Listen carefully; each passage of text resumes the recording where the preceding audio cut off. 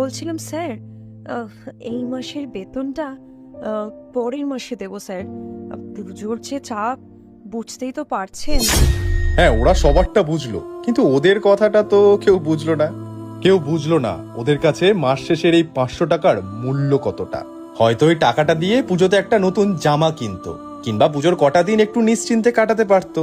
আসলে কি বলুন তো, ওরা শিক্ষক হলেও এই সমাজের ভাষায় ওরা বেকার। ওই গৃহশিক্ষকগুলো বাবা মার কাছে হাত পাততে পারে না, তাই রাতে স্বপ্ন পূরণ করে ওই কটা সামান্য টিউশনি পড়িয়ে। ছোট ছোট প্ল্যান ওদেরও করা থাকে, কিন্তু মাস শেষের ওদের ওই একটাই সম্বল 500 টাকা। আর যদি সেটা ওরা সময় মতো না পায়, তখন কষ্টটা ওদেরও হয়। তাই বলি কি মশাই, ঈদ হোক কিংবা পুজো, এই সময় মাস শেষ হওয়ার আগেই ওদের বেতনটা ওদের হাতে তুলে দিন। কারণ আপনার ওই সামান্য 500 টাকায় ওরা এই উৎসবের কটা দিন আনন্দ কিনতে পারবে। ভিডিওটি ভালো লাগলে আমাদের ফলো